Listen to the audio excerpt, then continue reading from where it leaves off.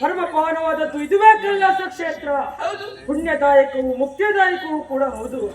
ಇನ್ನೊಂದು ಕಾಲದಲ್ಲಿ ಜಗತ್ಪ್ರಳಯವಾದಂತಹ ಸಂದರ್ಭ ಮೂರು ಮೂರ್ತಿಗಳನ್ನು ಸೃಷ್ಟಿಸಿದ ಆದಿಮಾಯು ಬ್ರಹ್ಮ ವಿಷ್ಣು ಮಹೇಶ್ವರ ಎಂಬ ನಾಮಾಂಕಿತ ಮಾಡಿ ಬ್ರಹ್ಮನಿಗೆ ಸೃಷ್ಟಿಸುವ ಕಾರ್ಯವನ್ನು, ಇರುವುದಕ್ಕೆ ಸತ್ಯಲೋಕ, ವಿಷ್ಣುವಿಗೆ ಪಾಲನೆ ಕಾರ್ಯವನ್ನು, ಇರುವುದಕ್ಕೆ ವೈಕುಂಠ, ನನಗೆ ಈ ಕೈಲಾಸ ಕ್ಷೇತ್ರವನ್ನು ಕೊಟ್ಟಿದ್ದಾಳೆ. ಮಾಡುವಂತ ಕಾಯಕ ಯಾವುದು? ಲಯ ಕಾರ್ಯವನ್ನು ಕೊಟ್ಟಿದ್ದಾಳೆ. ಹೌದು. ಅಷ್ಟು ಮಾತ್ರ ಅಲ್ಲ, ಲೋಕದಲ್ಲಿ ನನಗೊಂದು ಅಪವಾದದ ಮಾತುಂಟು. ಹೇಗೆ ಅದು? ಶಿವ ಕೊಲ್ಲುವವ ಅಂತ ಅರ್ಥವಂತೆ. ನಿಜವಾಗಿ ಹಾಗೆಯೇನೆ? ನೀನೇ ಹೇಳು. ಈ ಭೂಲೋಕದಲ್ಲಿ ಜೀವಿಗಳಿಗೆ ಸಾವೇ ಇಲ್ಲದಿದ್ರೆ ಏನಾಗುತ್ತದೆ? ಜೀವಿಗಳ ರಾಶಿ ಎನ್ನುವುದೇ ತುಂಬಿ ಹೋಗ್ತದೆ, ಬೆಳವಣಿಗೆ ಆಗಿಬಿಡ್ತದೆ. ಹೌದು. ಒಂದಕ್ಕೆ ಅವಕಾಶ ಸಿಗಲೇಬೇಕಂತಾದ್ರೆ ಇನ್ನೊಂದು ಸಾಯಲೇಬೇಕಾಗ್ತದೆ. ಪರಿಸರದ ಸಮತೋಲನವನ್ನು ಕಾಪಿಟ್ಟುಕೊಳ್ಳುವುದು ನಮ್ಮ ಕರ್ತವ್ಯ ಅಲ್ವೇ? ಅಷ್ಟು ಮಾತ್ರ ಅಲ್ಲ, ಜಗತ್ತು ನಮ್ಮನ್ನು ಕೊಂಡಾಡುವುದಾದ್ರೆ ಹೇಗೆ? ಜಗತ್ತ ಮಾತಾಪಿತರು ಒಂದೇ, ಪಾರ್ವತಿ ಪರಮೇಶ್ವರರು. ಜಗತ್ತಿನ ತಂದೆ ತಾಯಿಗಳನ್ನು ನಮ್ಮನ್ನು ಗುರುತಿಸುತ್ತಾರೆ. ಹಾಗಂತ ನೋಡಿದೀಯ ಈ ನಮ್ಮ ಕೈಲಾಸ ಕ್ಷೇತ್ರವನ್ನು? ಮನಸ್ಸಿಗೆ ಬಹಳ ಸಂತೋಷವಾಗ್ತಾ ಇದೆ. ಎಂದಿನಂತೆ ತಾಂಡವ ನೃತ್ಯವನ್ನು ಮಾಡಿ ಮುಗಿಸಿದವರು ನಾವು. ಈ ನಮ್ಮ ಕೈಲಾಸ ಸಭೆಯಲ್ಲಿ ನಮ್ಮ ಮಗನಾದಂತ ಮಹಾಗಣಪತಿ ವಿಷ್ಣು ಅಷ್ಟು ಮಾತ್ರ ಅಲ್ಲ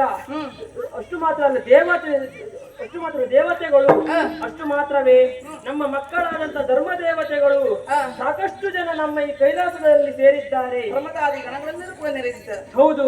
ಅವರನ್ನು ನೋಡಿದಾಗ ಮನಸ್ಸಿಗೆ ಬಹಳ ಸಂತೋಷವಾಗ್ತಾ ಇದೆ. ಎಲ್ಲರೂ ಬಂದು ನಮಗೆ ವಂದಿಸಿ ತಮ್ಮ ತಮ್ಮ ಕಾರ್ಯಕ್ಕೆ ತೆರಳುತ್ತಾ ಇದ್ದಾರೆ. ಅವರ ಕರ್ತವ್ಯ. ಅಷ್ಟು ಮಾತ್ರ ಅಲ್ಲ, ಈ ಕಡೆ ನೋಡುತ್ತಾ ಇದ್ದೀಯಾ ನಮ್ಮ ಭಕ್ತ ಸಮೂಹ ಜಯ ಜಯ ಶಂಕರ ಜಯ ಭಯಂಕರ ಓ ಗಿರಿಜಾರಮ ಅಂತ ಭಕ್ತಿಯಿಂದ ಬಾಗುತ್ತಾ ಇದ್ದಾರೆ. ನಿಮ್ಮ ಭಜನೆ ಬಾಗಿದ ಭಕ್ತರನ್ನು ಹರಸುವುದು ನಮ್ಮ ಕರ್ತವ್ಯ ಅಲ್ವೇನೆ? ಸತ್ಯ. ಹಾಗಂತ ಎಲ್ಲರನ್ನು ನೋಡ್ತಾ ಇದ್ದವನು ನಾವು. ನಿನ್ನನ್ನು ನೋಡಿದಾಗ ಇವತ್ತು ಒಂದು ರೀತಿಯ ವಿಚಿತ್ರವನ್ನು ಕಾಣ್ತಾ ಇದ್ದೇನೆ. ಹೌದು. ಹಾಗಲ್ಲ, ನೋಡುವ ನೋಟವೆನ್ನುವುದು ಬೇರೆಯಾಗಿದೆ ಅಂತ ಹೇಳಿದ್ದು.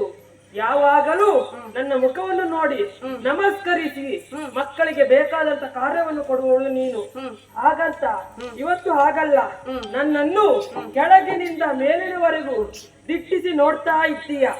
ಈ ರೀತಿ ನೋಡುವುದಕ್ಕೂ ಕಾರಣ ಉಂಟು. ನಿನ್ನ ಮನಸ್ಸಿನಲ್ಲಿ ಯಾವುದೋ ಒಂದು ಪ್ರಶ್ನೆ ಇದೆ ಅಂತ ಆಯ್ತು. ಅದು ಏನಂತ ಹೇಳ್ಬಾರ್ದ ರಮಣಿ? ಅವಕಾಶ ಉಂಟು.